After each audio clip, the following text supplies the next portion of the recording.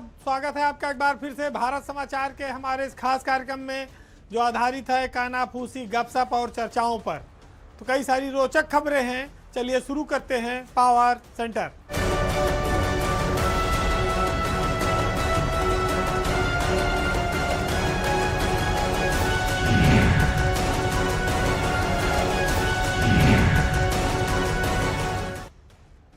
UP की bureaucracy इन दिनों जितनी पावरफुल है शायद कभी नहीं रही होगी और उसकी इसी ताकत ने उसे निरंकुश बना दिया, उसे मनमाना कर दिया। आम आदमी तो पहले झेलता था इनकी कार्यशैली और इस पर कोई सुनवाई नहीं होती थी, गाहे बगाहे आवाज उठती थी, आरोप लगता था। लेकिन जब इसका नतीजा और निराशा जब ऊपर के स्तर पर पहुंचती है तब जाके कार्रवाई शुरू होती है। आपको याद होगा कि बच्चियों को सरकार ने स्कूटी देने का ऐलान किया था, लेकिन अफसरों ने उसको नियम कानून के जाल में ऐसा फंसाया कि जो असली जिनको ज़रूरत है, ज़रूरतमंद लोगों को वो स्कूटी मिल ही ना पावे, ऐसा नियम बन गया।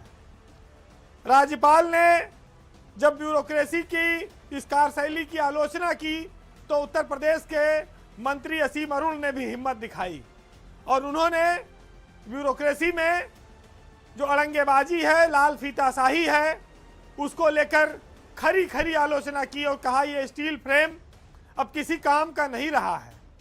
ये जो अपने आप को सर्वोच्च समझता है, भारत में ऐसे स्टील फ्रेम की नहीं कार्बन फ्रेम की जरूरत है जो लचीला हो।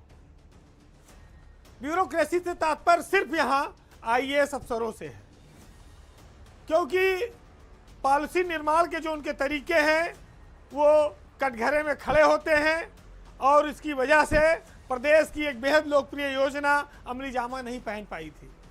लेकिन राज्यपाल और मंत्री दोनों की बयान के बाद सरकार ने कैबिनेट में स्कूटी देने का ऐलान कर दिया।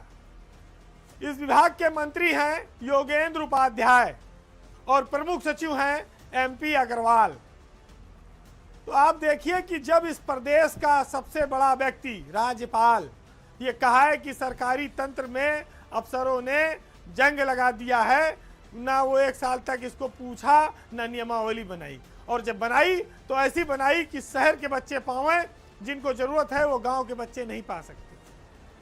मंत्री असीम अरुण ने भी, जो खुद आईपीएस अफसर रहे हैं, इसी कार्यशैली को लेकर राज्यपाल का समर्थन किया और उन्होंने कहा कि सरकारों को अब खाली आईएएस अफसरों के भरोसे नहीं रहना चाहिए, अब लेटरल एंट्री करिए, जो जिस विषय का विशेषज्ञ है उसे विभागाध्यक्ष बनाइए, चाहे डॉक्टर हो, चाहे इंजीनियर हो, चाहे एमबीए धारी हो या दूसरे सेक्टर के लोग हैं।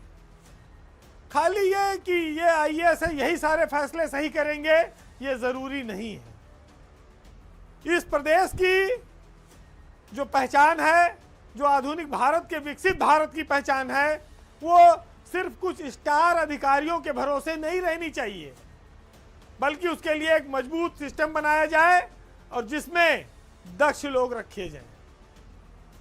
तो आज राज्यपाल और मंत्री के बाद ये बात बहुत साफ हो चुकी है कि उत्तर प्रदेश में ब्यूरोक्रेसी, आईएएस अफसर बेअंदाज हैं, मनमानी करते हैं, उन पर अंकुश नहीं लग पा रहा है और उसी का नतीजा है कि 2 साल से स्कूटी बच्चियों को नहीं मिल पाई।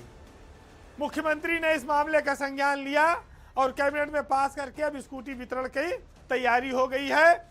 उनके लिए जिनकी आय 12 लाख से कम है, उन परिवारों की मेधावी बच्चियों को 90% मेरिट वाली हटाई गई, अंक वाला लाना जरूरी वाला नियम, अब वो मेधावी बच्चियों को दिया जाएगा। तो ऐसा कितने मामलों में होता है कि राज्यपाल बोले और कोई मंत्री बोले तब वो नियम कानून बदला जाए। यहां तो ज्यादातर एक बार बन गया तो फिर उसको भोगो। तो ये तो शिक्षा का मामला था, ये तो गरीब बच्चियों के पैदल चलकर जाने का मामला था, जो ट्यूशन नहीं पढ़ सकती, कोचिंग में पैसा नहीं दे सकती या शहर के कॉन्वेंट स्कूलों में नहीं पढ़ी हैं। लेकिन इस प्रदेश में बहुत सारे विभाग हैं, उनका क्या होगा? वहां पर आईएएस अधिकारी हावी हैं, वो सरकार को जो समझा देते हैं, वहां विरोध करने की स्थिति नहीं है मंत्रियों की, वो चलता रहता है। ये तो एक चीज सामने आ गई। ऐसी दर्जनों विभागों के हालात हैं। और लैटरल एंट्री वाली बात जो है मंत्री की, अगर ये सरकार मान ले तो बहुत लोगों का अकल ठिकाने आ जाएगी, दिमाग ठीक हो जाएगा।